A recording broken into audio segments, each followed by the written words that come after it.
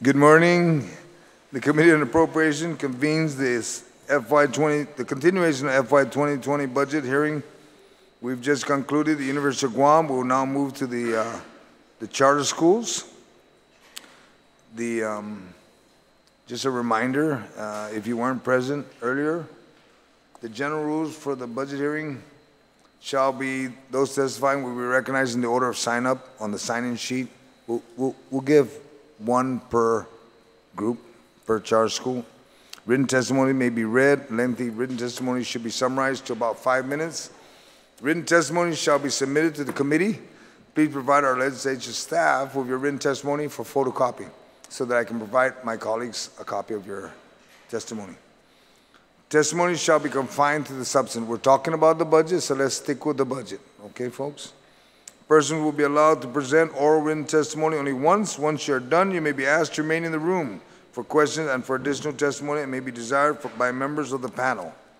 When you speak, please make sure that the microphone is on and that you speak into the microphone. You would begin with stating your name.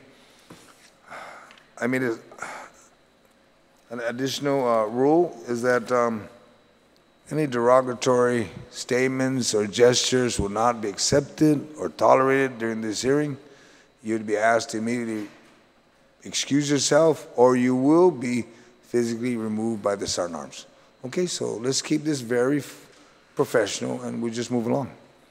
We will begin with, I'd like to recognize my colleagues that are still here. I have to my far right, Acting Speaker Talina Nelson. I have Senator Moylan. I have Senator Castro to my left and Senator Sabina Perez. Hey, there's a balance to, well, there's more men now, minority, but that's okay.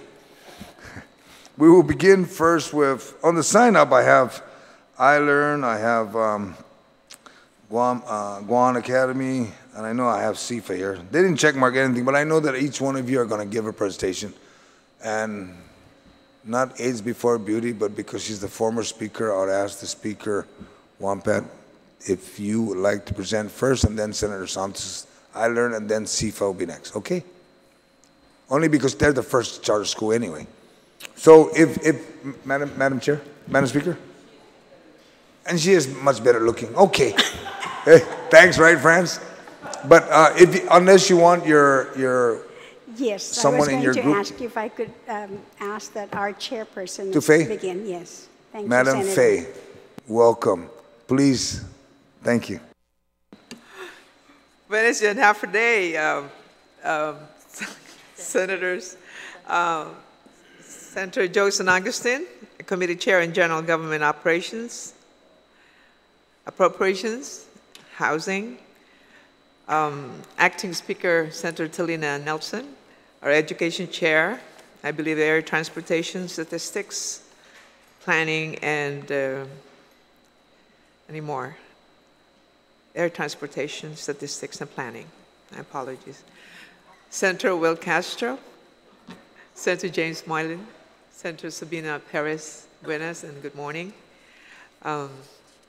My name is Faye Valencia Ovales. I am the chairwoman of the Board of Trustees of the Gohan Academy Charter School. I'm here to testify on behalf of the Board of Trustees and in behalf of the stakeholders of the Gohan Academy Charter School. Before I proceed, it is with great sadness to announce that our longtime trustee,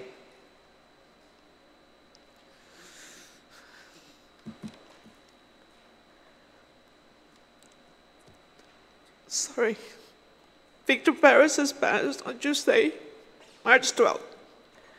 I'm very sorry. Trustee Perez has been a fighter and a big defender of the charter school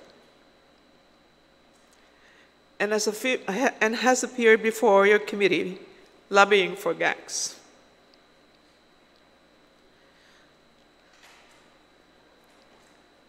Our GACs Educational Committee has lost a staunch supporter and a loyal member. He will be definitely missed. Mr.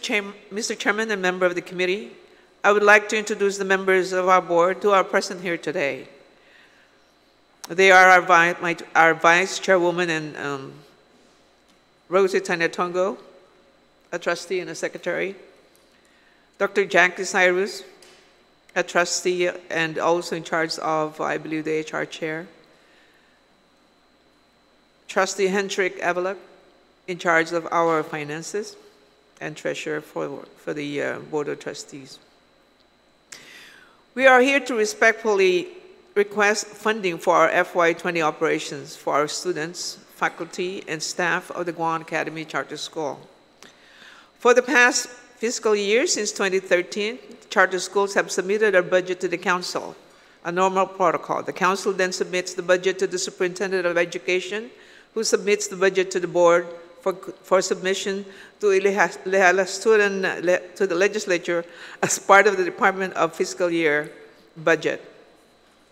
This is rightly quoted on 12.116 of the Charter Law. On November 30, 2018 at 9 a.m., the Board of Trustees did transmit the charter school budget to Speaker Tina Muñoz Barnes. But that is not a part of the Department of Education budget as required by law. In essence, there is no funding for continuing education for approximately 1,760 charter school students, which includes 740 Gohan Academy charter school students, 674 iLearn, and 354 Sefa, and for this next school year. It is more evident that the Gohan Educational Board is moving forward to the implementation and their commitment and through a board resolution as early as September 24, 2013, seeking the Guam legislature to separate the budget of the Guam Department of Education from the charter schools and remove the requirement for the Guam Department of Education to validate charter school invoices. This is the title of the Guam Education Board Resolution number 2018-11, adopted and signed in June 26, 2018 by then Chairman Mr. Mark Mandela and concurred by the Superintendent John Fernandez as Executive Secretary. A copy of this resolution 2018-011 is provided as an attachment that will be given to you by Trustee Rosie Tanya-Tongo. GAC's testimony involves 1, funding in general for charter school, and 2, GAC's FY 2018 budget request, FY 20 budget request. Item number 1, funding for charter schools. The Board of Trustees immediately met to address the lack of funding for charter school. The board has reviewed both the current charter law provisions and, more importantly, the budget law provisions for the current year, for the current fiscal year funding. We begin to identify the critical questions with the objective to offer possible options that other charter schools may find doable, adding further amendments they may deem appropriate. If not the GDOE budget funding source, where would the funding come from? To respect and respond to the desire of the GDOE board to separate charter school budgets from GDOE, where could charter school budgets fall under? To respect and respond to GEB's continuing request to remove the requirements for the Guam Department of Education to validate charter school invoices, which government or Guam entity would now absorb this function? GAC's board then proceeded to discuss the above questions in working sessions and came out with a draft proposal that may be considered as an option for discussion by the Guam legislature. GAC's proposal called for direct appropriation from the general fund for all the charter schools. It also offers a mechanism of which a new and separate Part 5 added to the Chapter 2 on education of the budget law for all charter schools. Charter school budget appropriation is incorporated as Section 2 of the GDO budget under Part 1. Part 5 will still make charter school under education category, but under Part 1 Guam Department of Education. Chapter 2 Education is the budget law incorporates the following. They are as follows. Part 1 is for the Department of Education. Part 2, University of Guam. Part 3, community colleges. Part 4, the Guam Commission on Educator of Certification. And now Part 5, the Guam Charter Schools, all of which, any existing now and in the future, will be under, we recommend. Last year, there was a language under Bill number 19134 of Section 5 that proposes to have the council submit charter schools budget directly to the Guam legislature. We supported that proposal, and we support the continuation of this process, which we believe would allow an independent review of charter school budget by the Guam legislature through a public hearing. Our proposed amendment to the budget law retains this process. Through the years, we never really have a chance for ourselves to be heard in any of the public hearing, as it always been incorporated with the Department of Education. To achieve the separation of the charter school budgets from DOE, the proposed amendment replaces DOE with DOA as the government Guam entity to receive, review, monitor, validate, and disburse the respective appropriate funding for its respective charter school. Currently, charter schools submit their allotment requests first to DOA, and then DOA submits the allotment request for DOE for verification. DOE has 10-day review period, and then DOA allocates the funding. Since DOA has an accountant assigned to handle charter schools for the past 7 years, we propose to retain DOA as the agency to handle the charter school budget. The proposal offered concurs with the original intent of the charter law, to wit, Section 12102 purpose. The Gohan Academy Charter School Act of 2009 is enacted to provide opportunities for teachers, parents, guardians, students, and community members to establish and maintain schools that operate independently from the Department of Education. Section 12107, duties and powers of the other requirement of the charter school and academy charter school shall exercise control over its expenditures, subject to Chapter 5, Title 5, Guam Code annotated, and over administration, personnel, instructional method independent of the Guam Department of Education. An academy charter school shall be exempt from Guam Department of Education policies, rules, regulations, and collective bargaining agreements, except as otherwise provided in the charter school or this chapter. Under 12119, the charter law, Guam Academy Charter School Fund was created separate and apart from other funds of the government of Guam, a fund known as the Guam Academy Charter School Fund. We mentioned this point. We mentioned this to point out that the Guam legislature, that this fund is already created by law, and it may be used for the charter school budgets. Although the initial intent was to set aside a separate fund for the council to use for the operations of charter school, the Guam legislature may deem it appropriate to use these funds for DOA to utilize if DOA were to be considered as the entity to manage the budget account for all charter schools. We have prepared an amendment to the budget law, and we can make our proposed amendment available for you, Mr. Chairman, and members of the committee, along with the executive summary comparing the current budget provisions with the proposed amendment. We are available to meet with you for further discussion. Item number 2 of our testimony today, GAC's FY20 budget request. In compliance with current law, GAC scored with the council on 2 separate budget work sessions discussing GAC's fiscal 20 budget. Council Chairwoman Ms. Amanda Blas submitted our budget to the GDOE. As presented to the Guam legislature by GDOE, our budget called for the reinstatement of $6,500 per pupil cost as funded in FY18 vis-a-vis the $6,088 per pupil cost for current fiscal year.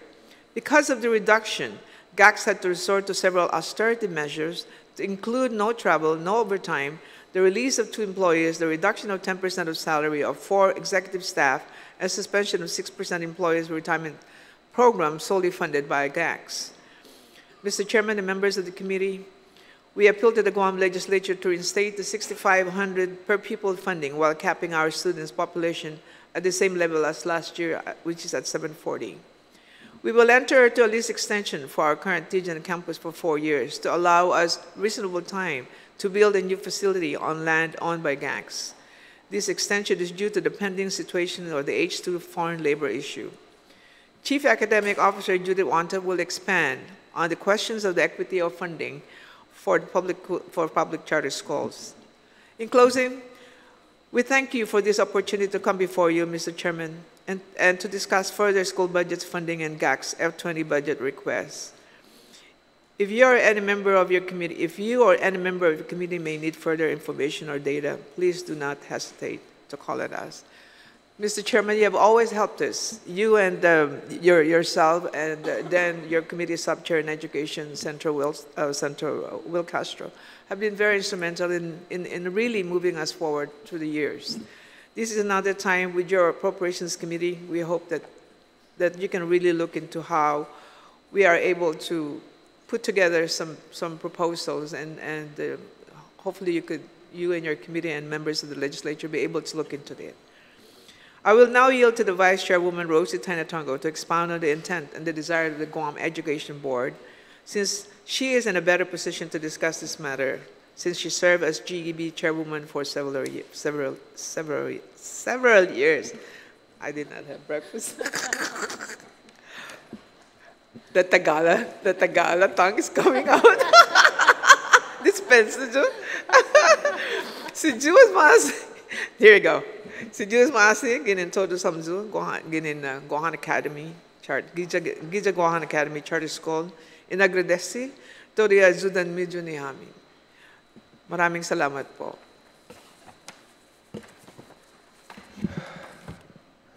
Rosie, you're next. Thank you.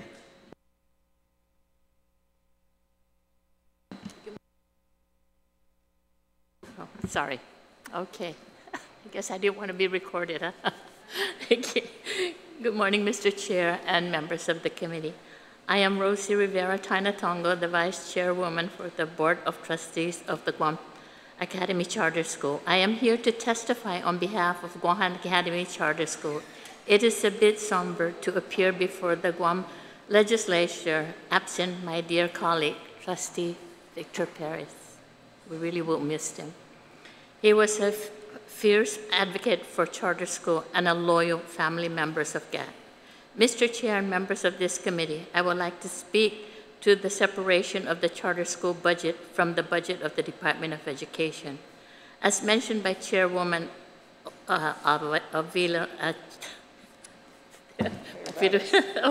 Feovalis, GDOE since 2013 has brought from the Guam legislature a separation of the budget. Although the Guam Education Board transmitted the budget for charter school last November, the charter school's funding was omitted this time in the fiscal year 20 DOE budget.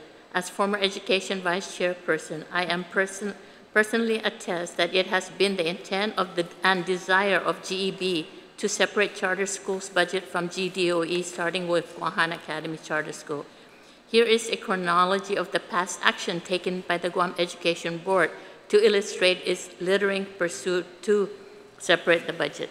And Mr. Chair of the Budget, I know you're part of this too. On September 24, 2013, Board Resolution 2013-07 explore a funding mechanism for the Gohan Academy Charter Schools that does not adversely impact funding for DOE. On January 29, 2014, GEB Resolution 2014-02, charter schools are not under the purview of the GEB and should therefore operate separately and apart from the GDOE budget. January 27, 2015, Board Resolution 2015-01 requests that annual budget for charter schools be appropriated outside of the DOE budget and that GODE be relief of tasks related to reviewing or approving charter school invoices. January 22nd, 2016, Board Resolution 2016-1, GEB continued to request that annual budgets for charter schools be appropriated outside of the GDOE budget and that GDOE be relief of tasks related to reviewing or approving charter school invoices. On July 13, 2016, as acting chairwoman, I joined Guam Academy Charter School Council. Chairwoman Rosa Palomo is requesting of Senator Nelson and Narissa Underwood, chair of the Committee on Education, that the budget for GDOE and the charter school be separately submitted to the Guam legislature to reflect the autonomy and independence of the two public school systems. On December 18, 2017, Guam Education Board Chairman and the Superintendent testified before the Committee on Appropriation in opposition of Bill 191-34. The Superintendent proposed instead that the Guam legislature fully remove charter schools from GDOE's budget and expenditure review, or in the alternative, give the Guam Education Board full authority over the Guam Academy Charter School Council, or directly over the charter school themselves, reflecting similar authority provided to other state board of education. On January 26, 2018, Board Resolution 2018-02 requests to separate the budget of the charter schools from the GDOE budget, and further requested that any budgetary reduction of local appropriation or related cash allocation be shared and appropriated to the charter schools. Resolved that the GEB strongly reiterates its request to the Guam legislature that the budget of the charter schools be appropriated separately and apart from the GDOE budget, and that GDOE be relieved of its duties to review and approve charter school invoices. Mr. Chairman and members of this committee, it is transparent and evident that the superintendent and the Department of Education Board never wanted to be the responsible party for charter schools. This sentiment has been expressed for the past 7 years, since 2013. I am attaching as Exhibit A, GEB Resolution 2018-11, adopted on June 26, 2018, for easy reference as part of my testimony. GDOE has been very critical of Gohan Academy charter schools to the extent that the superintendent has recommended probation on one occasion, and on the other occasion recommended a non-renewal of its charter.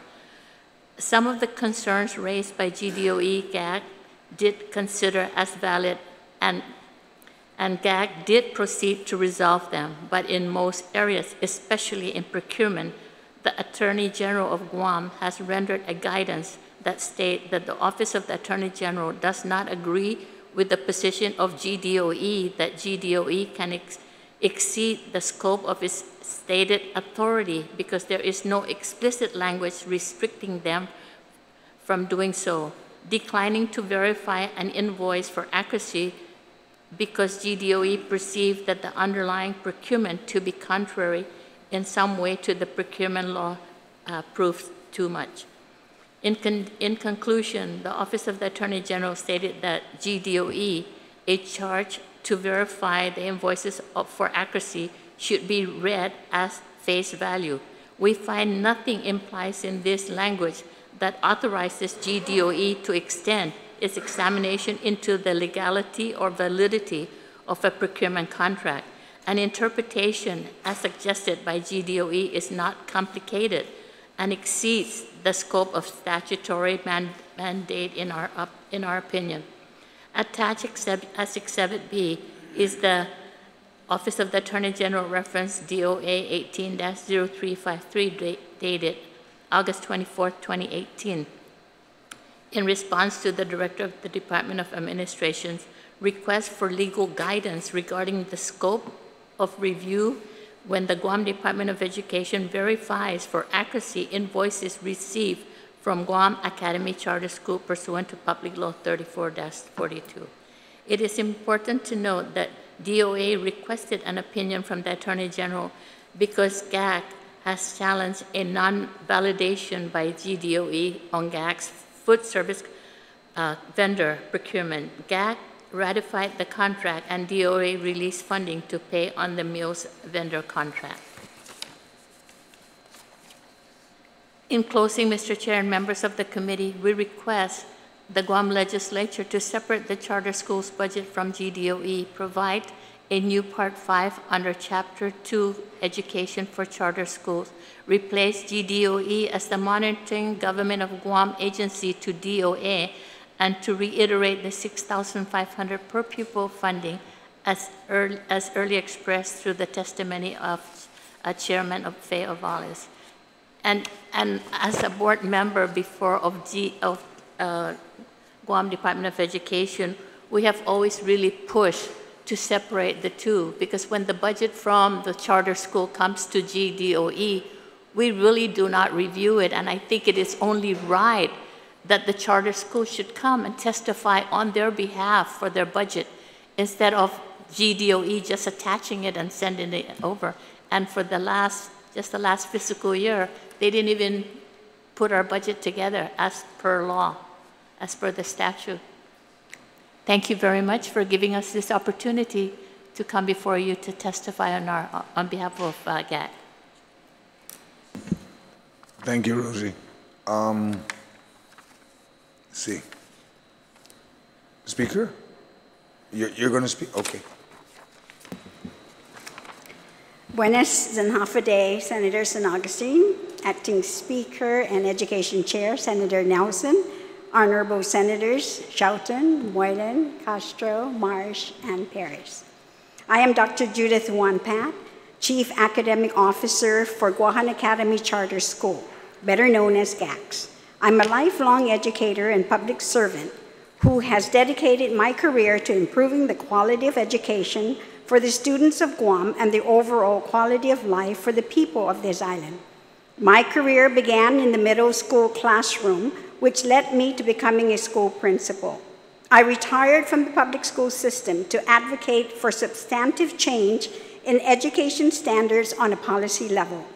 I was elected a senator and was fortunate to serve as chairperson of the Guam Legislature's Committee on Education, inclusive of Guam Department of Education, Guam Community College, and the University of Guam. My commitment to public service remains motivated by my love for family, devotion to this island, and compassion for our community. Senators, Sijus Maasi for the opportunity to testify at this budget hearing specifically for charter schools. I am testifying on our budget submittal on behalf of the students, parents, faculty, and staff of GACS. During my first few weeks on the job, I reviewed the budget in depth and made comparisons of a budget of $6,500 and $6,088 and what we were able and expected to provide for student learning and school improvement. In the end, schools are judged by their results. Parents and taxpayers expect more. You expect more. We expect more. And we must work hard together to deliver results that far exceed the expectations of our constituents, students, parents, and taxpayers alike. Allow me to share. GAC students are making significant, measurable academic progress. According to an independent evaluator, GAC student achievement has surpassed those of our counterparts at GDOE in various sections. The results for academic year 2017-2018 district-wide assessment SBA test. 1, for our second graders, 42% demonstrated math computation skills between 3rd to 4th grade level. 44% could spell words between the 3rd to 9th grade level. 34% reading comprehension skills were between 3rd to 6th grade level. And 42% demonstrating word reading skills were between 3rd to 8th grade level.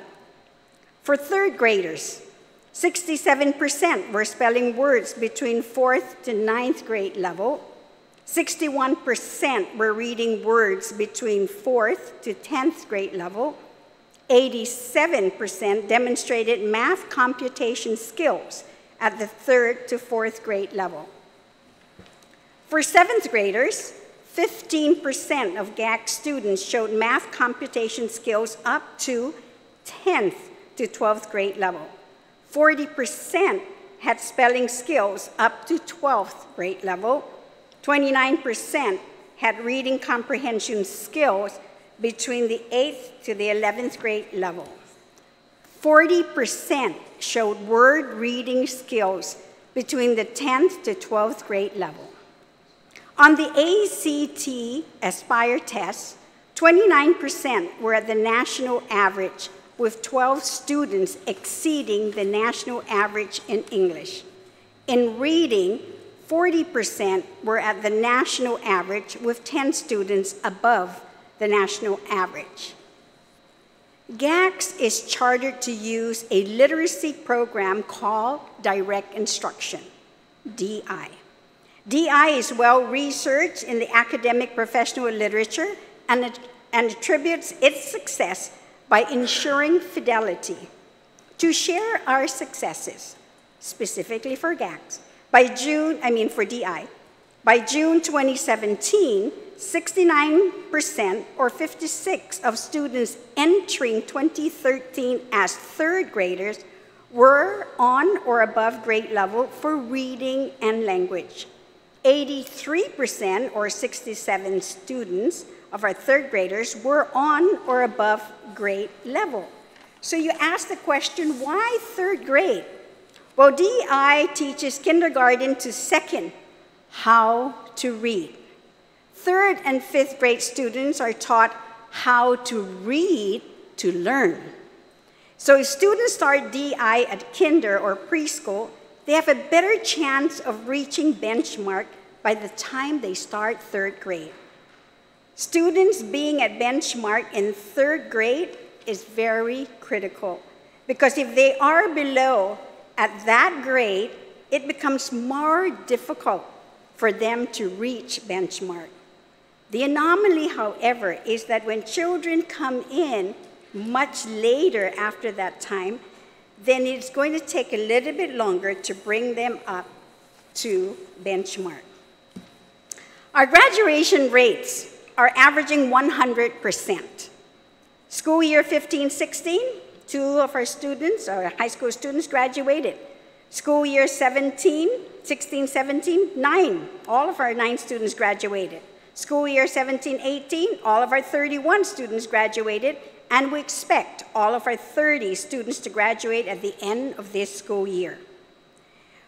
Even with limited funding, GACS has made significant student achievement. The question, however, is for how long with these budgetary cuts? This fiscal year, GACS was budgeted at $6,088 per student, leaving us with a shortfall of $304,880. Then, after September 30th, when our numbers dropped below the legislative cap of 740 students, GDOE took the liberty to reduce our budget by an additional $164,376. As a result of those drastic reductions this fiscal year, combined with increased need factors, this year's proposed budget has been deemed inadequate if we are to remain at $6,088 per student. Budget cut of over $469,256 affected faculty and staff, and just as importantly, students and student achievement to include. As stated earlier, we reduced administrator salaries by 10% per annum. We laid off 2 positions. We eliminated overtime pay. We cut travel. We suspended mileage reimbursements. We initiated a hiring freeze. We increased class sizes. We monitored reduction of water and power consumption. We limited purchases for supplies and materials. We monitored copier and paper usage. No increments for faculty and staff.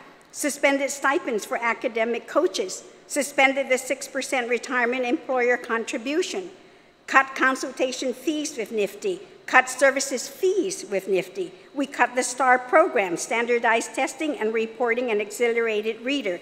And we terminated our contract with Guam Trades Academy. We're basically forced to live with the budget reduction. We have been forced to address certain key budgetary considerations. 1, communicated with our faculty and staff about how reduced funding affected our school. 2, we conducted a cost analysis of all campus-based programs and initiatives.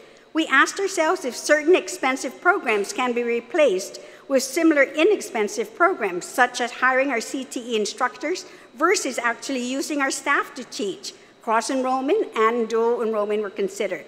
3rd, we aligned the school budget with the campus action and improvement plans, and that was for Building E and our future campus. 4, we prioritized to fund the greatest of instructional priority, DI, which is K-8, and Edgenuity program for our 9th to 12th graders. 5, address student achievement by asking these pressing questions. What is the most efficient method of organizing instructional programs and student-centered initiatives to meet student needs? We need Building E to provide classrooms for CTE, basic life skills, for Chamorro language teachers who don't have classrooms, Tiny eye for our SPET students, DI testing, which we do daily, library, and a counselor's office. B, how can classes be better scheduled, but not at the expense of our students? We're considering expanding reading, of course, and block scheduling. C, what are specific and effective methods of presenting instruction in the different content area? Block scheduling for science, social studies, art, music, and PE. D, what classes are crucial for all of our high school students? CTE. E, how can teacher quality, student learning, and instructional methodology be redefined with the use of technology?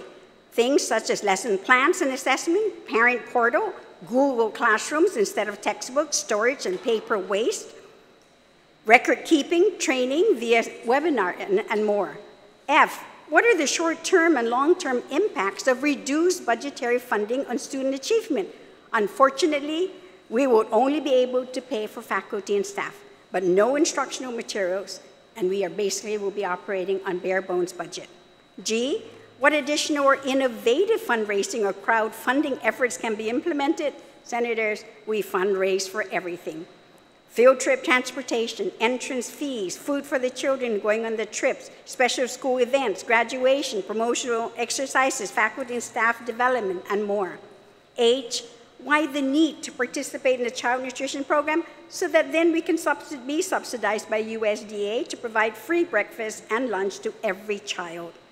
We have done everything possible to ensure critical learner needs continue, but we need your help. We recommend to increase the fairness of distribution of appropriation and maintain our cap at 740 students. If GDOE is asking $354 million at $11,800 per child, then by law, our children are public school children and deserve nothing less. I understand the financial constraints of government, and I've been in your shoes. We're not, this is the good news, we're not asking for $11,800 per child that DOE students will be receiving.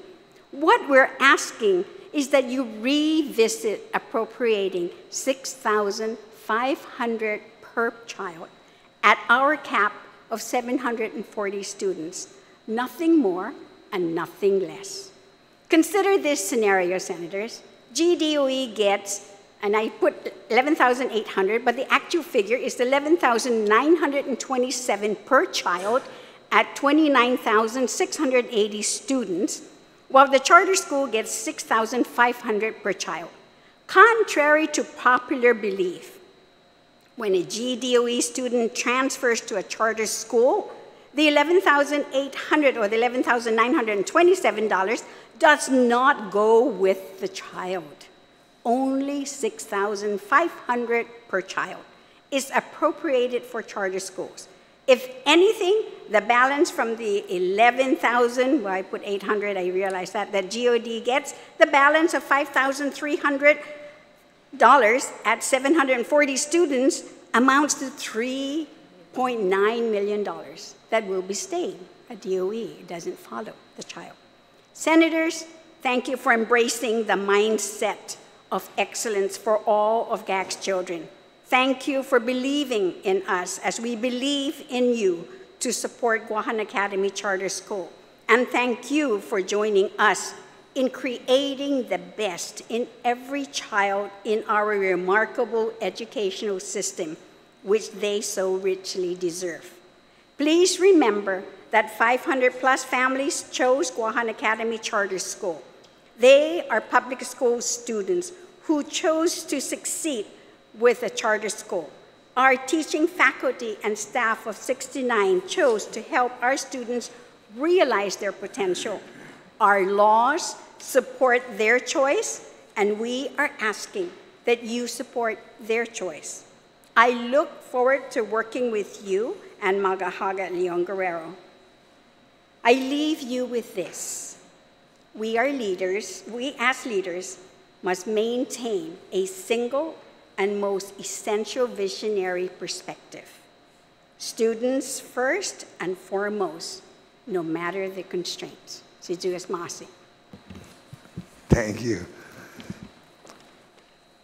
And I apologize, I didn't notice and recognize Senator Agustin there in the corner. You had your head down, ma'am. But anybody else going to be addressing from the Gohan, from Gohan Academy? No? You guys are good? Okay. And yes, I've slipped my mind. I wanted to recognize Mr. Paris for his contribution. He's a good friend. Strong supporter of Gohan. Actually, a strong supporter of the charter schools, period. He's one of the first ones to jump up and down with Speaker Wampat back then. You know, he'll be missed. He'll be definitely missed. Senator Santos, iLearn. iLearn. Thank you very much. Thank you. Mr. Chairman, Madam Speaker, fellow senators, it's an honor to be before you. I'm just going to dispense with the reading of my letter to you. However, I am using the same device that the students at iLearn learn on. This is their learning tool before you. And I only ask that you continue to support our school in its efforts to bring a STEM-based program to the 31,000 public school students, although we've heard remarks that public school, charter school students they're not the same as GDOE, but let's dispense with that. The important fact is that we're here before you to ask again for our budgets. This is the first time that I have appeared before this body to speak on behalf of our charter school. Our predecessor, Speaker Cruz, although we struggled to try to get ourselves included, I believe that the process that we have ourselves before us, meaning GDOE and its board, receive our budgets. We've sat on the same budget with Rosie, myself, and Joe, and we did the same thing. We accepted the budget, blessed it, and passed it on because we had no authority to review, decide, or make any sense of the charter school budgets. But we thank you for the opportunity, and in listening to my colleagues to my left, and I'm sure to my right, Dr. Charles, is that please separate our budgets. We can sit before you, stand before you, and say, this is why we exist today, okay? I can speak on behalf of GDOE if they asked me to, but that's not our role here, okay? We can justify our own existence, but today I represent the familia of iLearn with 620 students and growing. If today we had our charter fully funded, fully approved, I'll be sitting here asking for 900 students to be coming to the iLearn High School. I mean, what do you call that? Public school. But today, because of budget constraints and understanding the challenges that we have, we only have 500 and some students, although we can grow and grow exponentially if we needed to. But with budget constraints, and we understand that, we can live with that. I think you've heard Speaker Wampat speak to the accolades of all our schools. We all do well. We have to. Our children deserve to get the best education possible given, the constraints that we have. So I only ask that we look at this, and for the sake of our iLearn Academy, our school, we want to grow. We want to grow to our charter, which is approved at 900. The good news for us is that on March 29th, WASC, our accreditation program, is coming to our school to sit before us, for us to justify why should we be an accredited school like all our public schools. But we need your support. It doesn't go well if we're sitting here saying, well, we can't do this, we can't do that. We're doing it. As we speak, students are learning, they're achieving what they're supposed to do. I'm not going to sit here and say, our school is better than GDOE. We're not here for that.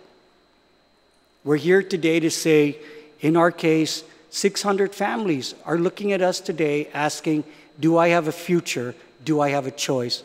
And with your help, we hope that that answer is yes. With respect to validation, I spoke with my fellow speaker. Separation of the budget is one issue. As to who's going to validate, audit our invoices, whatever the case, I don't support that. Someone has to review the process that we submit for invoices and whatever we do in the process. I believe GDOE has the expertise to do that. They're currently doing it. I don't know DOA.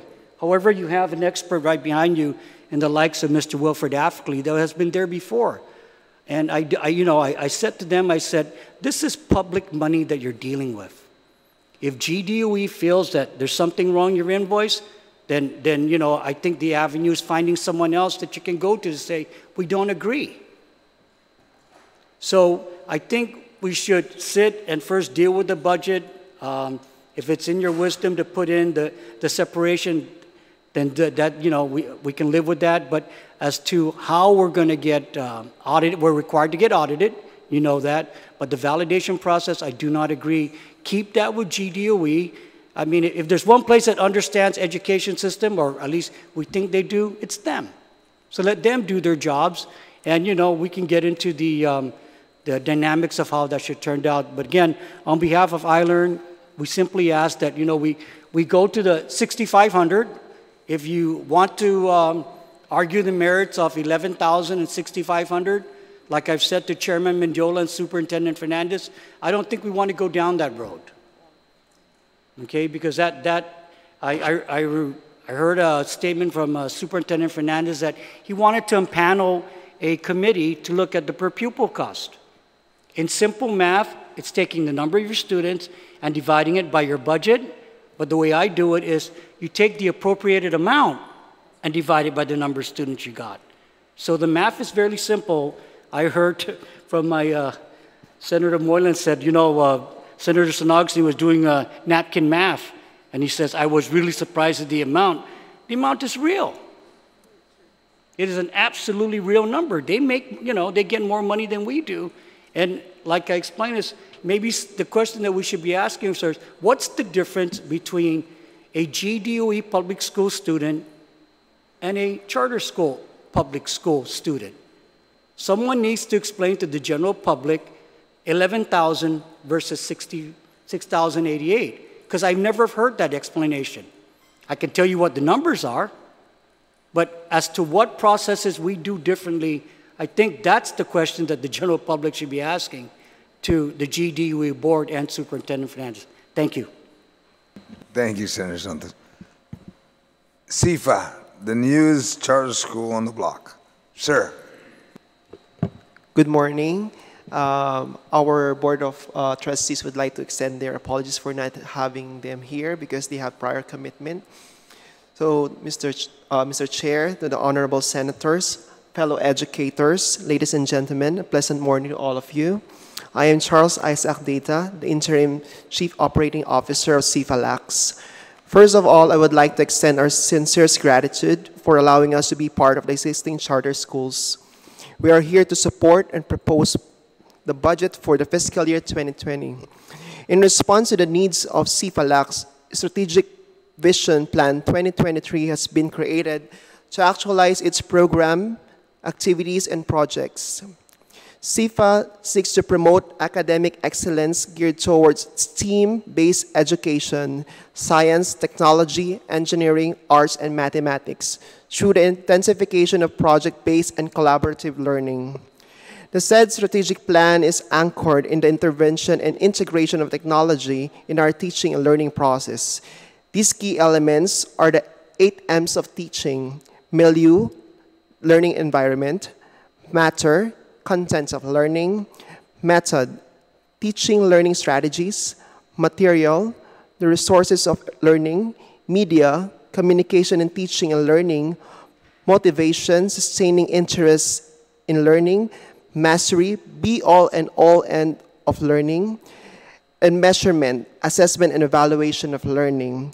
In order for us to achieve the academic excellence and holistic development of our students, the following learning domains are integrated in our curriculum: critical thinking and problem-solving skills, creating and innovating skills, collaboration, teamwork, and leadership, cross-cultural understanding, communication and media fluency, computing and ICT fluency, and career and self-reliance. With regard to the pedagogical approaches, we have adopted the following: project-based learning, interdisciplinary approach, differentiated instructions. However, STEAM-based education requires initial investment that would allow effective implementation of its learning objectives. Along with the project-based curriculum, the need for financial support is even more critical. The cost may seem luxury to many, but the result of building STEAM capacity for students is important to ensure that our youth of today are ready for the future. STEAM fields are the critical workforce that will help us lead to a successful and growing economy. We all believe that our students are the future stewards of our island. They will develop job opportunities that we haven't thought of yet. Therefore, your support for Sefalak's mission vision is greatly needed and appreciated. In behalf of the rest of the stakeholders of the Sefalaks, we are also in support, together with all the charter schools here, to approve the budget that we have been requesting, and of course, for the 6,500 requests for our budget for the fiscal year. Once again, thank you very much. Thank you, sir. I will start with the Oversight Chair, Acting Speaker Nelson. Sir, ma'am. Thank you, Mr. Chair. I guess my character is a little bit overwhelming, perhaps. I'd like to thank the charter schools for coming today. I'm happy to see we're having an independent budget hearing from DOE so that we can really address some of the issues and concerns that you all have. For the record, I am in agreement that you should have a separate appropriation, not just a provision saying this is how much you will get within the DOE budget, but a complete separate appropriation within our budget law that we produce in FY 2020. I also want to ask, so there were some of the things that were brought up, and Speaker Wampat, I want to thank you for, the Q&A that you provided, the level of transparency that all of you provided. This is essential because in previous years we've had some questions about, are the charter schools really looking out for the best interests of the students, because some of the things that were in the media as well. And my concern was with, last term was with GACs. They failed to meet the accreditation timeline, and I want to know, or perhaps the public need to understand, or we need to understand why that was. What impacted you being able to get accredited, and was this just for your, was this just for the high school, and can you just explain to us? We have a very big group of, thank you, Senator Tulane Nelson. We have a very aggressive group right now that is really moving forward in all the different findings that were set by WAS when they came in. I think I would yield the floor to our CAO, Dr. Judith Wampat, who is really spearheading all these activities right now, if you may. Thank you very much for that question.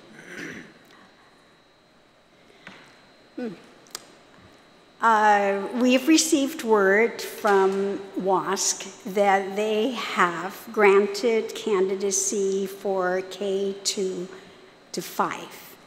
And they have upheld, of course, the candidacy for our middle and our high school. The areas that they were concerned about, and it's been discussed in the media, would be the physical move to a separate campus starting 2 weeks later. And so when you, and I understand the reason, because when you really look at accreditation, the whole focus of accreditation is student learning and school improvement.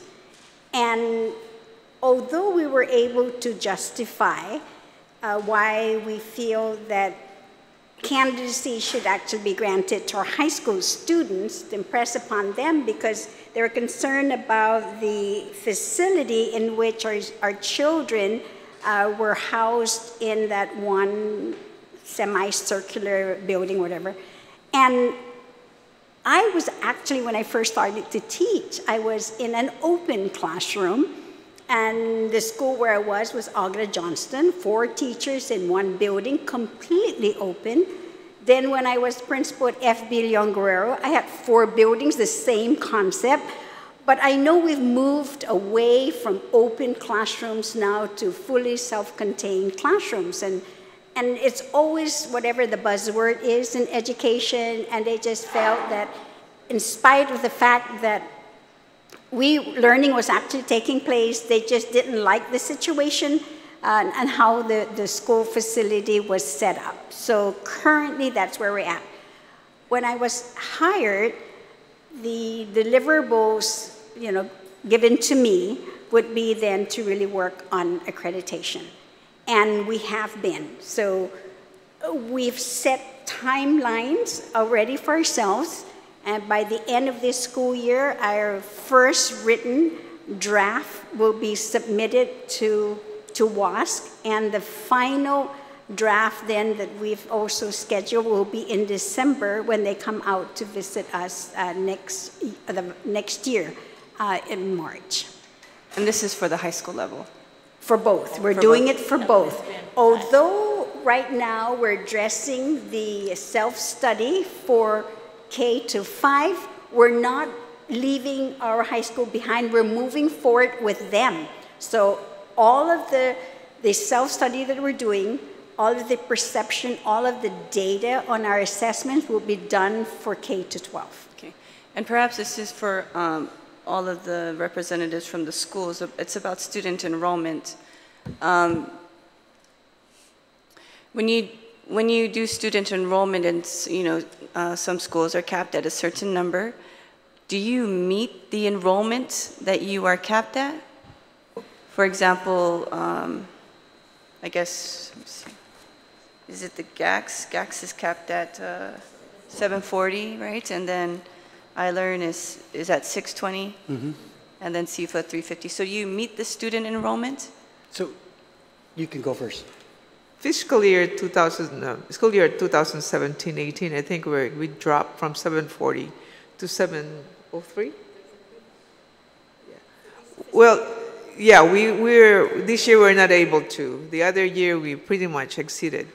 But if that is the question, Madam Chair, basically that's where we are in our enrollment. Okay. This time we did not meet it, but I have to call everybody's attention that within the 740 budget that was given to us, all of those expenditures that we already have incurred or have actually proposed in our budget covers all the 740. So even if we drop, the expense is still the same.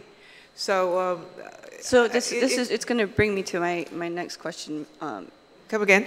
I'm going to come to another question. So I just want to ask if you meet your enrollment, and the reason why I'm asking this is because I want to know if you don't meet your enrollment, do you still get the appropriation that the legislature gives to you? We pointed out earlier that the DOA had actually dropped because and matched it with the average daily attendance that we submit to them every time we ask our allotment. And then I think that is something that needs to be looked into by the legislature.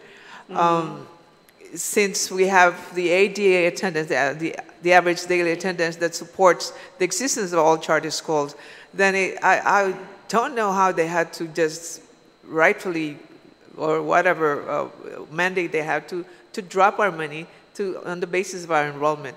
And I think there are part of the law that specifically says that we keep a cap and we keep a budget against that cap. Right. So something that probably the legislature would have to look into. Yeah, it's something that's curious to me because I want to know if you don't meet that enrollment, and we're giving you per student, because I'm thinking that perhaps that they do withhold the money because you don't need that additional money. So if you drop from 740 to 704 and they only give you 6,000, well, it's 6,088 now. It should be 6,500, but because of the fiscal measures we went through, so 6,088. So I guess you need to justify, Senator, why you don't drop, why you don't need that appropriation, or that you do. For this school year, when there was that threat that GAC specifically was not going to be budgeted, parents started to worry. So they were withdrawing then their children and were Who made that transferring- threat that GACS wasn't going to be Because budgeted? at the time when the budget was put together, GACS was not included. I had to come down and lobby, basically the legislature, and the speaker then said, all right, he'll include now GACS into the budget. Okay. So, but because of that, then parents were worried, and they started them withdrawing their children and placing them back at DOE. So now that we're stabilized, and then, but when the numbers drop, DOE uses September 30th as the cutoff to basically use those numbers to either reduce, but never to increase, because we were not going to go beyond 740. So yes, we did. Our enrollment did drop, and as I stated in my testimony, that they, again, reduced our budget an additional some $100,000. We do have, however, students on a waiting list. We've always had them. We've had even up to 100, beyond even the 740. But because of the budget cuts, we couldn't move on to take them. I mean, we could technically, doesn't matter. We can take the child.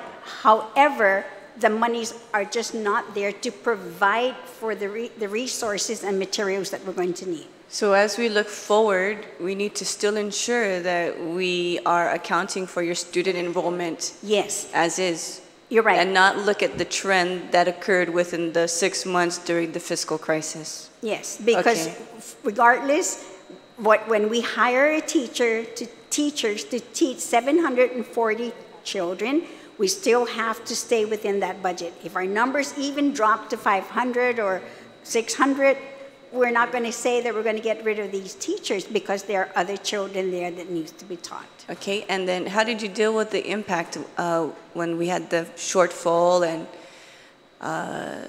we tried to do austere measures, and then all of a sudden there was a big basket of money that was found in the last fiscal year. So how did you deal with that kind of shortfall? Were you impacted in any way? Oh, absolutely. I mean, in my testimony, I made a long list of what we had to do. Can you just say that again, Speaker? Can you mention, not the list, but perhaps just your, a general explanation?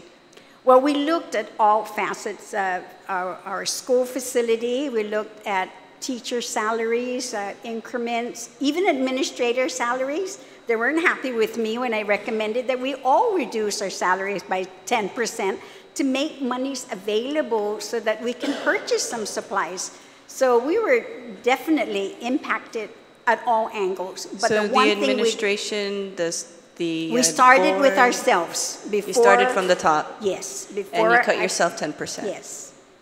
All right. I can't ask anybody to give up or provide more if we're not willing to cut ourselves.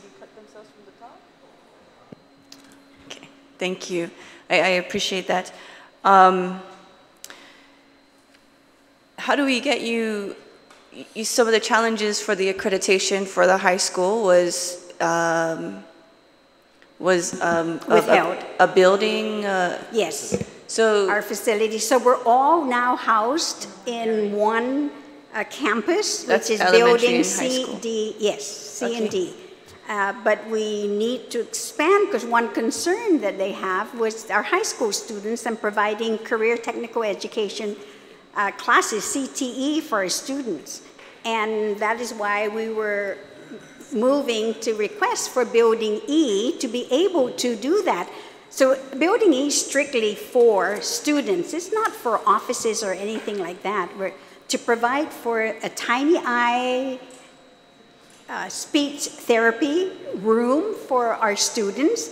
We need testing rooms for our DI, because we test every day. We're evaluating every day. We monitor every day, because that's how we're able to, once our children are progressing, then we keep moving them up to when they're at benchmark. Are you going to separate the elementary from the high school? No, I mean, they were all on one campus, but for the most part, our elementary children are in D building, upstairs and downstairs. And then in C building, we have some for middle school and high schoolers upstairs in our cafeteria in the bottom. Okay. Just Thank you, Mr. Chair, for your indulgence. There was a Chairwoman Ovalis. You recommended some changes in policy, and I wanted to ask, I guess more specifically, and thank you, it makes our job a lot easier for this chart that you proposed on the amendments to the law. But I wanted to ask, you know, in some of the changes you've requested,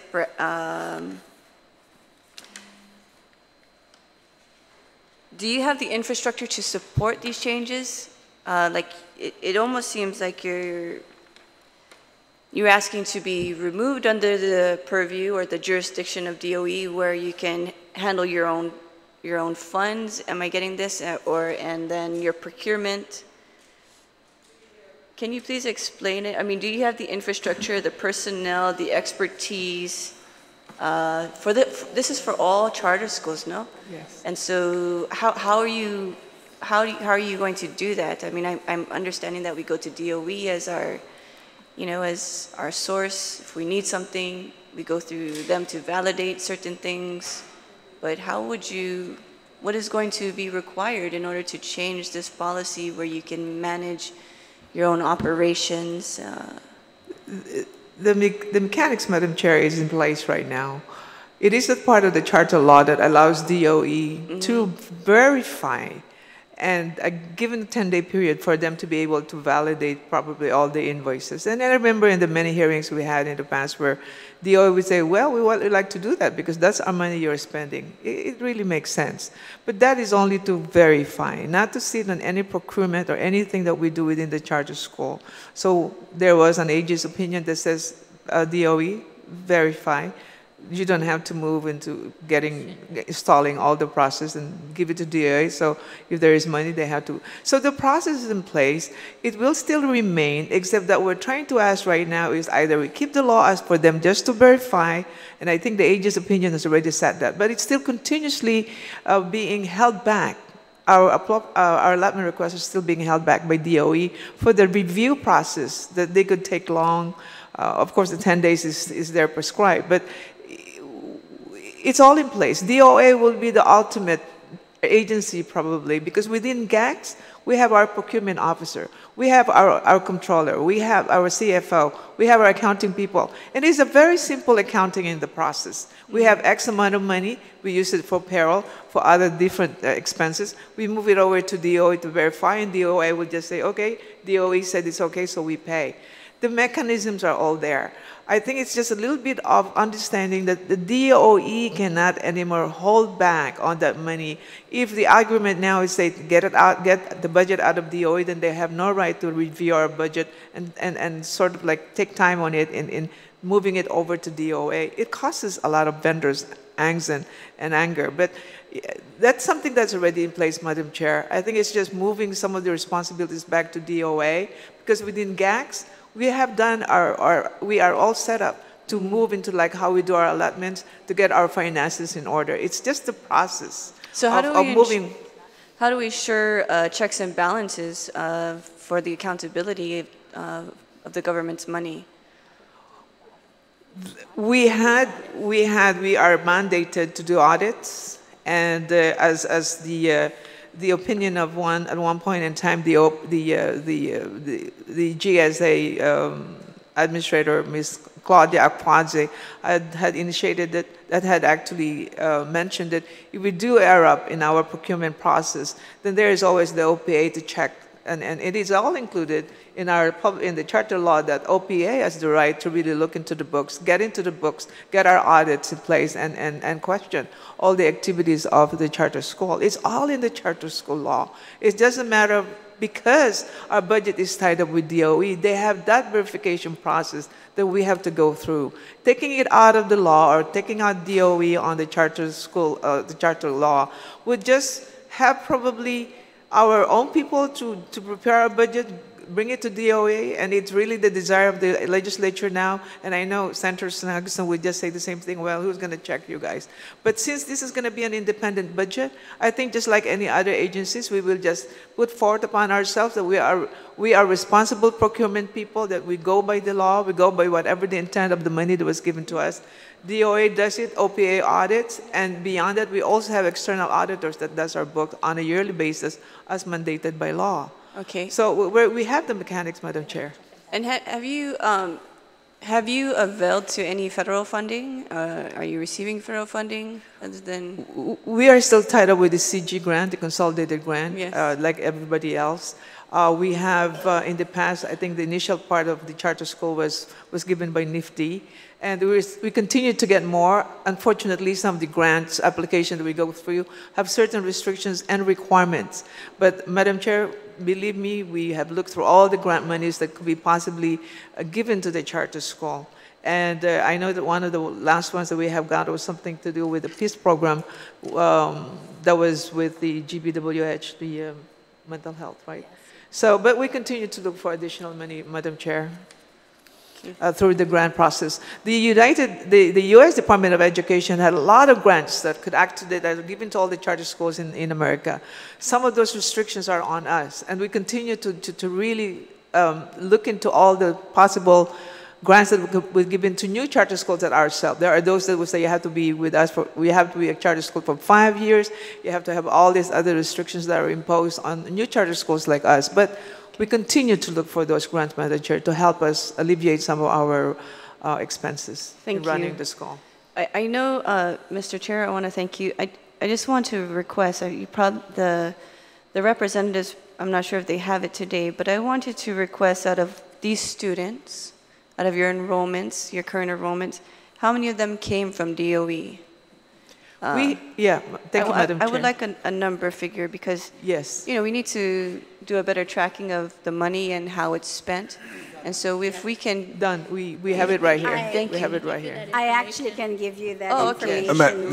Madam Speaker, sorry. just provide that information. Okay. And the reason why I want to stress to everyone is that We'll give that to you. every taxpayer in Guam is entitled to a public education. Correct. Yep. So, and I agree with that the speaker that we need to get that information. But I keep reminding DOE. When I look at the numbers and I look at what you're asking for and what you've been getting, we spend more money on students at DOE than we do at charter school. And it doesn't matter if it wasn't for the private schools on Guam, DOE would drown today. And we got to face that. If it wasn't for all the private schools, the Gov Guam could not afford to provide a public education to the children of Guam.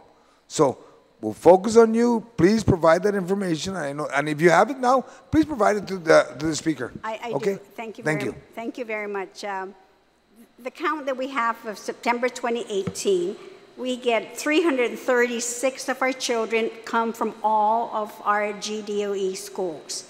And then for the private schools, there are 42 of those children. And then the other are DOD, 1 student, homeschool 2, iLearn 21, and from off island like 18. So they're making copies of this to provide it for you. So when you say that the children are coming from off island, these children will have a choice to go, yes, to private schools before and GDOE.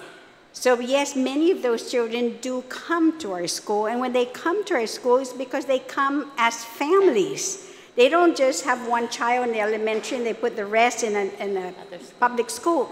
They bring that entire family, so they're in elementary, middle, and high school. And that's the feature, the one great feature that we offer in our school for families. But the numbers will be coming to you, and it will give you a breakdown by school in the private and public. Thank you. And this is for also iLearn and Sefa as well. We have the information available. Thank you, Senator. Thank you. Thank you, Mr. Chair. Thank you, Madam Speaker. Mr. Chair, can I just, yes. I need to clarify one thing, okay? Because we're a little bit different from GACs in terms of they've already maxed their enrollment. Our enrollment figures obviously can grow, but we are hindered by the fact that now we're talking about FY20 budget that doesn't get approved till September, and we can't exactly be out there asking for enrollment if we're not sure what our number is going to be.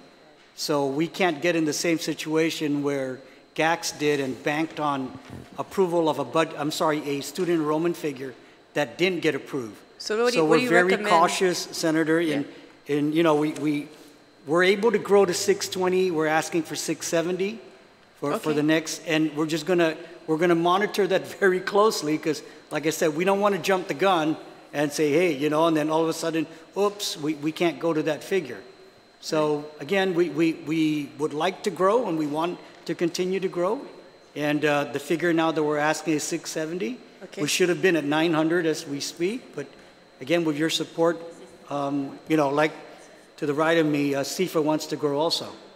Okay, yeah, I think thank you for pointing that out. It's very clear that, you know, the school semester starts a little bit later or right around the time the budget is. So, you know, I'm open to hearing some of the changes in enrollment and hopefully the good appropriations chair will be open as well to having that kind of flexibility. But I think that you need to work closely with all of us here at the legislature and keep us abreast of the changes so that no one is blindsided.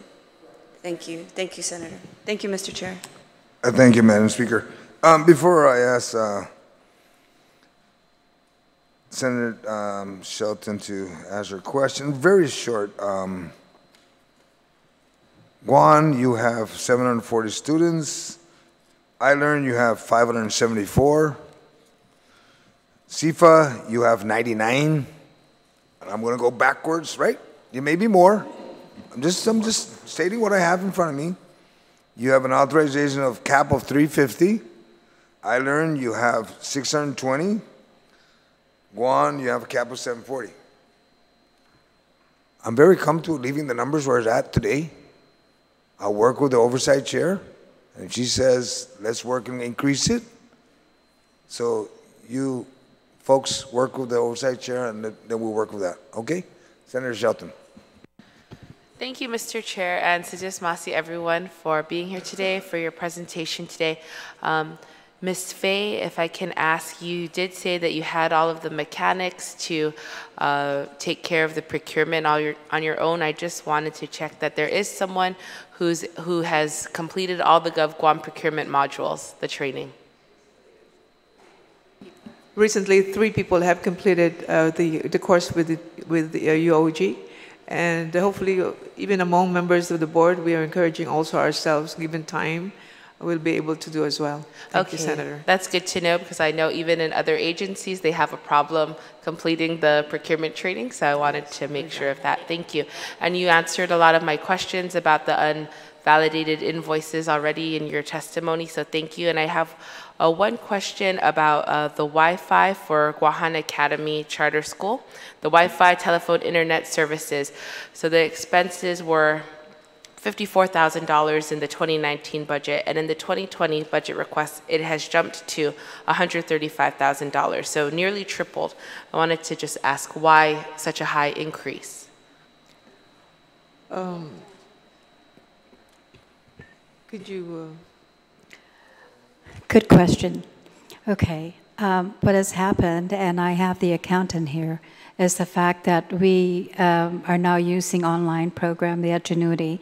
And so when we were over at the other campus, they already had an existing Wi-Fi service that serves that, so we didn't really have to spend that much money. So now that we're in one campus, it was not enough to actually supply all the students and the staff and the faculty, and we had to increase the internet. Yes.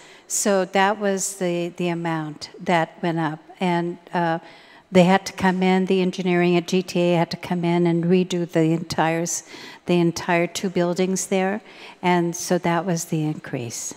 Okay, thank you very much, and thank you once again, everyone, for your presentation. I had the opportunity to meet many of your students and see some of the programs that you all have, and I'm very impressed by them. So, Sejus Masi. Thank you, Senator Shelton. Senator Paris, Sabina Paris. Thank you so much. So I don't have the breakdown for Sefa and iLearn. I don't know if that was provided to the rest of my colleagues as far as the budget request. Do you guys have that? You do? Okay. I believe it's with the appropriations chair, so, but we can furnish you copies. Okay. Are you referring to the budget? for the charter schools? Yeah, for the other charter schools. Okay, that was all sent out digitally. Okay. But if my colleagues haven't received it, I can follow up on it. But all the budgets for everyone, as we receive it, I send them out. For the two other I don't need to hold it. Everybody needs to share the it. other charter schools. I believe in sharing. Okay. Senator, I think maybe what to guide you is that we're all in unison here and agree that 6,500 per child. Yes, and I then understand. and then the cap, and whatever the cap that's set, we're saying cap us yes at 740, and then the other schools based on that, and with simple multiplication, and that's it. We're not asking for 11,800 per child. Okay. 6,500. Okay. Yeah. Times just, our cap. Just doing my due diligence up here.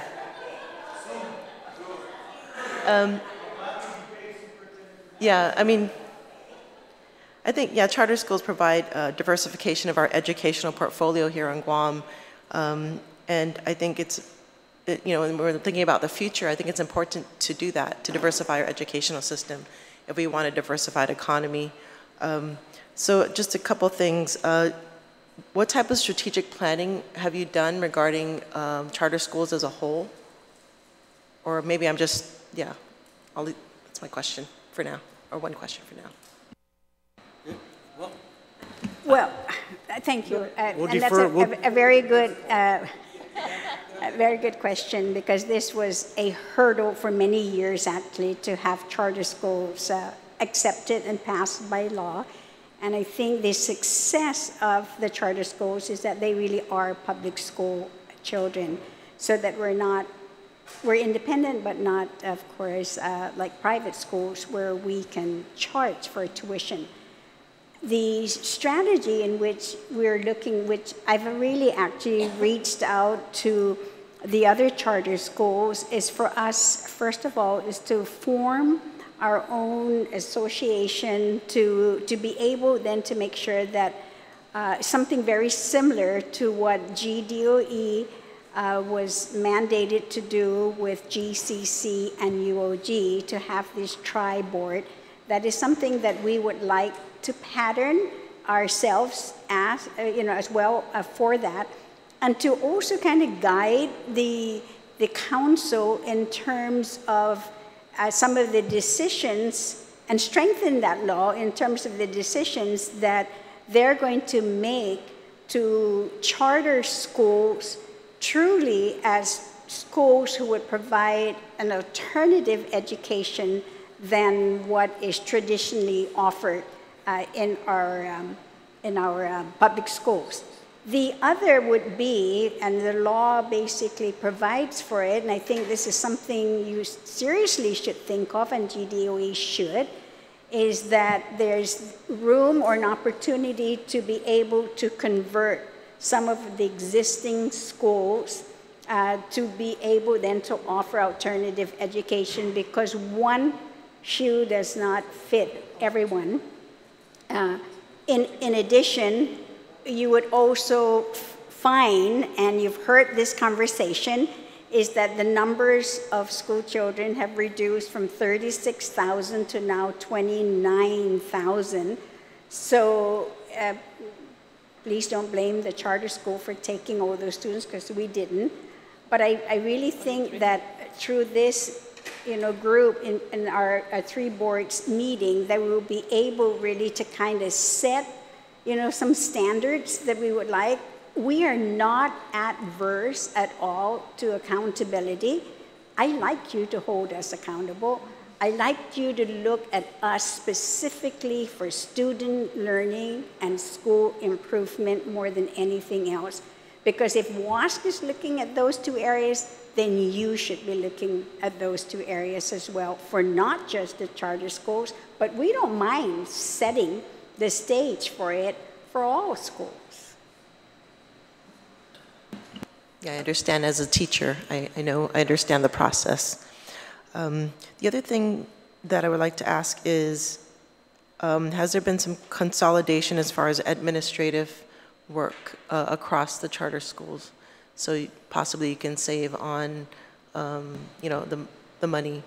No, we have not. And that's the reason why we want to start meeting. We want to look at what we can do. Specifically, one area that we're looking at is professional development. So that what we can do is really work together, set up, and have our dates coincide, and that either they can come and train, we can go and train. And that's something we would still like to ask GDOE to do as well for us. Because we're all in the business of educating our children, and we should not hold back in whatever information we have for areas of expertise, that it should be shared among educators. So I'm in agreement with that statement. And I believe even DOG, Dr. Enriquez mentioned she would like to also be a part of those conversations when it comes to training, so to increase more connectivity within the schools. And we've actually communicated with UOG on that, because we're doing professional development, so we're arranging with them that when we start to accumulate those hours, that we're able to bank those hours with UOG, and all we have to do at our level would be to pay for the recordation fees for our teachers, so that eventually they can work towards certification. So that's in place. Yeah, I just want to say that I do support the separation of the budget. I think it seems like it's a consensus between DOE and the charter schools. Yeah, so it just makes sense to me. Thank you. Thank you. Senator Moylan. Thank you, Mr. Chair. Thank you for the charter schools presentation today. I appreciate it. I do support charter schools, and I believe we're still open for a few more of those schools to come as well. And this is a great opportunity for us to improve our funding and our accountability. And Speaker Wampat, I was really interested in, on page 4 of your statement, when you said that Guam DOST students transferred to charter schools, and of that 11,800 per student, only 6,500 goes to that charter school. So I think it's something we're all interested in seeing. How come, right? So, and I like the idea of the Charter School Association. I think that's a great idea, so you can help us improve the charter schools as well. And to save money and to keep things simple, I'll make sure, Senator Santos, I keep reminding myself on that napkin that 1,100 versus the 600. So it comes down to that. So I'm really in support of you folks, and I'm glad that you were able to provide the presentation for us today. Thank you very much. Thank you, my colleagues.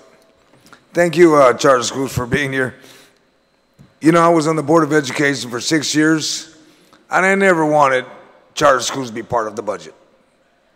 Okay? So I'm not in agreement of keeping your budget with DOE. That's one. And there's 3 of us. Okay? And we just had the DOE budget hearing, and if you had watched it carefully, at the end, a couple of schools' budget is almost the same amount. And when I say a couple of schools, I'm talking about high schools. Their budget request equals to what you're getting today. $6,088 a student. And it surprises me because when we do the math, like Senator Santos brought up, take 343 divided by 29,680, it's 11,000. I don't care how you want to turn the dollar, it's 11,000. And you're right, Speaker Wampat, when the student leaves DOE to go to charter school, you don't take the 11,000. And as the population reduces, because when I was on the board, it was 35,000, the amount was still the same they wanted. Nothing's changed. And it amazes me how they can justify for 343 while you're only asking for, Gohan Academy is asking for 4,505,000, and if you got it up to 6,500, you'd be asking for 4.8 million. iLearn, if you got 3.7, if you got the 6,500, you'd be asking for 4 million. And then with Sefa, from 2 million, you'd be asking for just 100,000 more. You wouldn't be asking for a whole lot. You just got to get the students filled, okay? The same with iLearn. But my point, what I'm trying to get at is that I know that the oversight chair is really looking at it, and I'm actually visualizing that I have no serious objection to my, I don't have a big objection to you going up to 6,500, okay? Let me start that, but I'm not making a promise that's gonna come out that way. But at least you know where I stand today. 6,088 sounded good. 5,500 when you were speaker, Juan Pat, it was good. But times have changed, cost has gone up. And I honestly believe that when the bill was introduced for the charter school, for them to verify your procurement, it is not to go in and find out how you bought it, is to say, you bought a table, is there a table, is it tagged? Yes, you got a table, have a nice day, next. Let the OPA determine that there is questionable purchases or a protest or whatever. But there should be another agency. And I know what you felt like, because 2 years ago, all I kept hearing is that they were denying and delaying the funding to you folks. I have committed to the oversight chair that we will be looking at, my committee will be looking at separating your funding. As DOE wants to talk about that you're getting money from them, wrong. Everybody gets money from the general fund and from everywhere else. We're just going to say, DOE, you're getting this money here. Charter school, you're getting this money here. They all come from the same pot. I think they confuse themselves sometimes. Yeah, and they all belong to the people.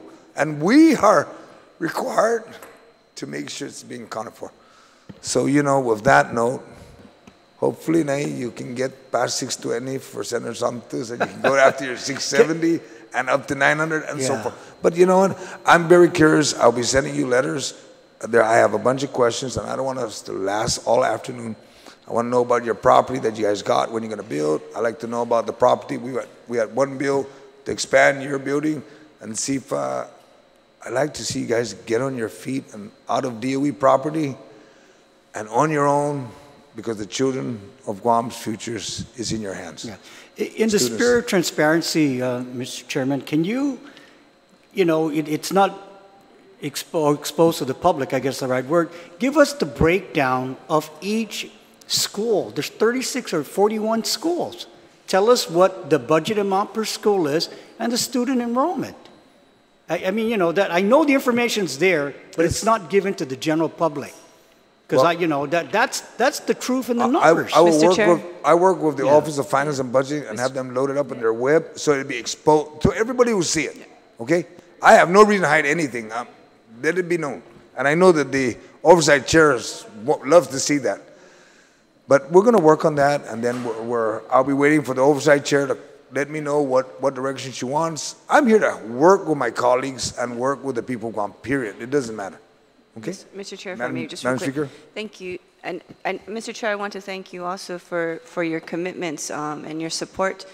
That's the whole purpose, the reason why we brought our principals in, to give us a budget that they were receiving, and very much like you did, Speaker Juan Pat. We wanted to hear from our principals, how much are you requesting? Yeah. And are you getting all the money that you requested? Right. And in many cases, the answer is no. Right. And so, which is really why we are spending a lot of time dissecting the DOE budget and ensuring that it gets to the students. Good. Thank you, Senator, for that question. I will share a very valuable experience.